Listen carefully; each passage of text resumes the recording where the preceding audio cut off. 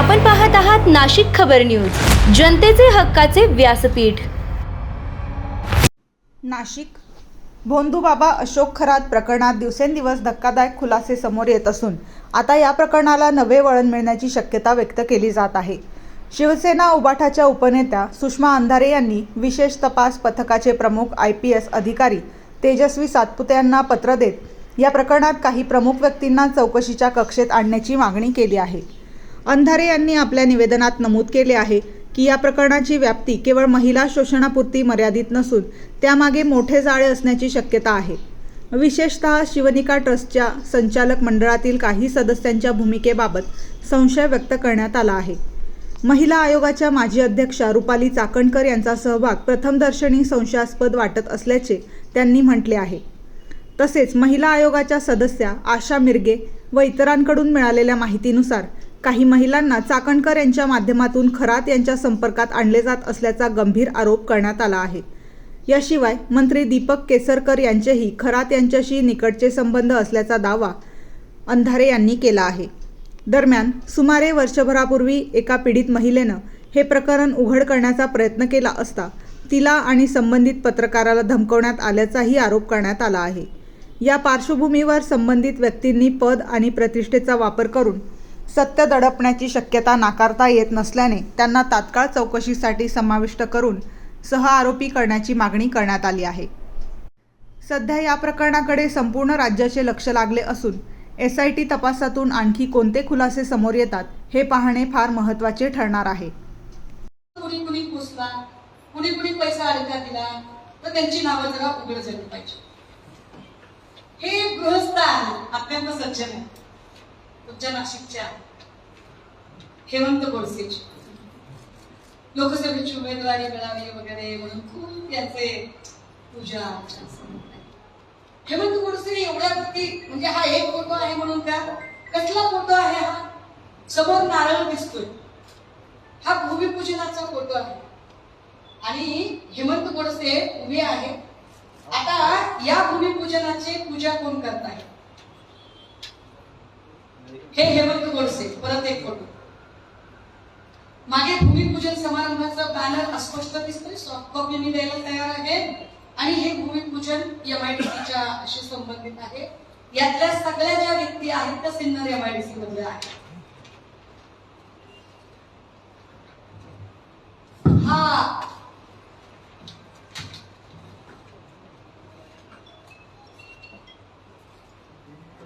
तिसरा फोटो ईशानेश्वरामधला. आता इथं उष्णजल वगैरे आहे का नाही मला माहित नाही, पण हा तिसरा फोटो आहे.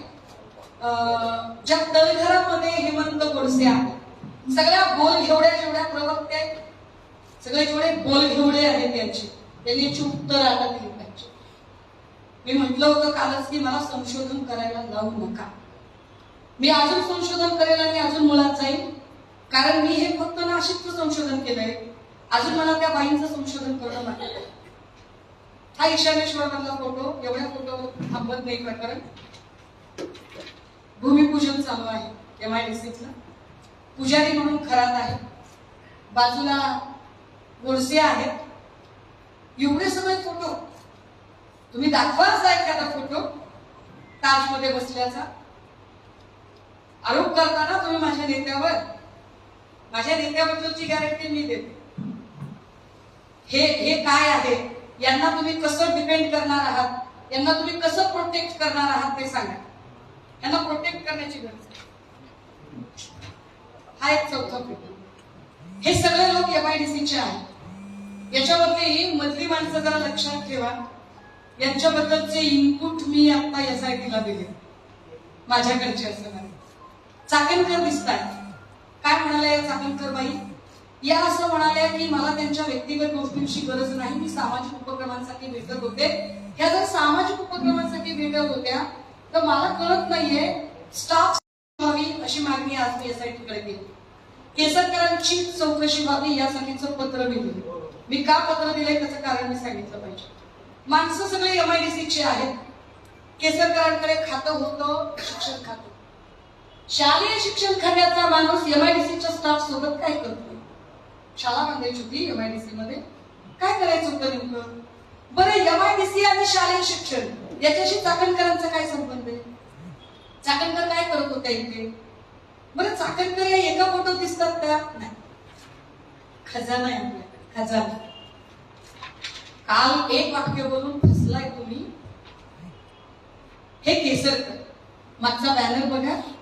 मागचा बॅनर आहे सिन्नर तालुका औद्योगिक सहकारी वसाहत मर्यादित सिन्नर, MIDCचा बॅनर आहे.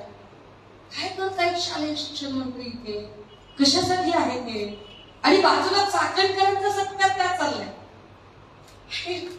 मंत्री शांत उभा आहे, कॅबिनेट मिनिस्टर शांत आहे, आणि स्वयंघोषित राज्यमंत्री पदाचा दर्जा लावणाऱ्या बाईंचा सत्कार होतोय, आणि बाजूला खरात आहे. ये रिश्ता क्या कहलाता है? एकदा केसरकरच्या बोलघेवड्या प्रवक्त्यांनी मला सांगितलं पाहिजे, याची उत्तरच दिली पाहिजे त्यांनी आता, की हे काय आहे नेमकं, हे कशासाठी चाललेलं आहे.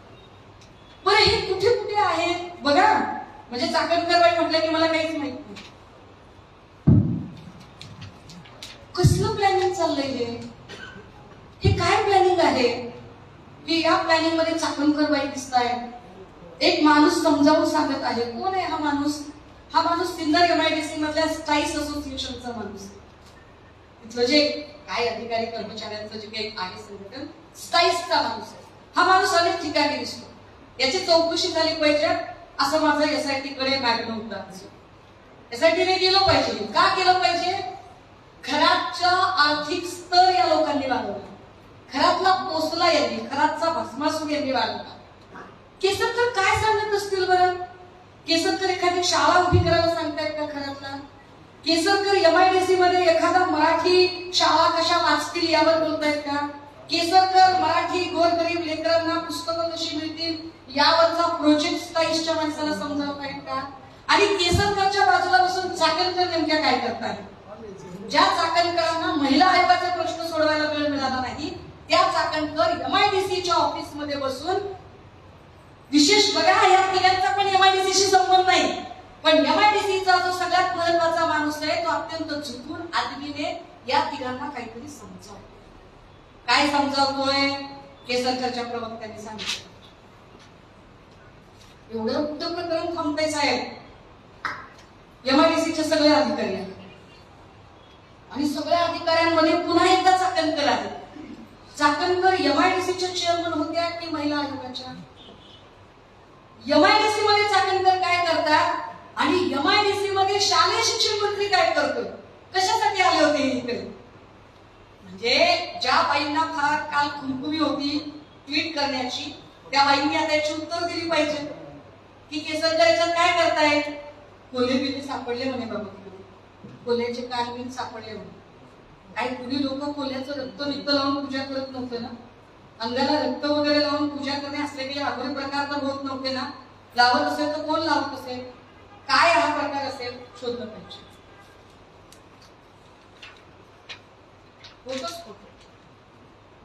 MIDC मध्ये कुठला तरी प्रोजेक्ट पूर्ण झाल्याचा आनंद आहे आणि केसरकर अत्यंत आदबीने उभे आहेत, बाजूला चाकणकर आहेत आणि खरात आहेत आणि अख्खा MIDCचा स्टाफ आहे. शालेय शिक्षण मंत्र्यांच्या सोबत अख्खा MIDCचा स्टाफ आणि सोबत चाकणकर, आणि या तिघांचाही या खात्याशी काहीच संबंध नाही. याच्याशी म्हणजे इथे जर उदय सामंतांचा फोटो असता तरी समजू शकले असते की उदय सामंत MIDCशी संबंधित आहे. त्यांचा काय संबंध आहे या सगळ्यांशी? का आले होते ही लोक इकडे? म्हणजे हे सगळे फोटो बघता मला आश्चर्य वाटतंय. हे गोडसे, हे सगळे लोक, मी नुसत्या फोटोवरून बोलणार नाही. फोटो दाखवायला तर मी कोणाचेही दाखवू शकते हो. फोटोचं काय असते त्याच्यामध्ये? अमित शहाचा फोटो आहे, अमित शहाचा पण फोटो आहे ना, पण अमित शहाचा फोटो खरात सोबत आहे म्हणजे अमित शहा गुन्हेगार आहे तसं थोडीच होतं. फोटोवरून मी म्हणत नाही, पण जेव्हा फ्रिक्वेंटली फोटो सापडतात आणि वेगवेगळ्या ठिकाणचे फोटो सापडतात तेव्हा मात्र काही प्रश्न निर्माण होतात. जे प्रश्न आम्ही आता SITला समोर मांडलेले आहेत. SIT समोर इनपुट देताना जे काही त्यांच्याकडून जी काही माहिती त्यावर मी काहीच भाष्य करणार नाही, पण मला जे मांडायचं होतं त्याच्यामध्ये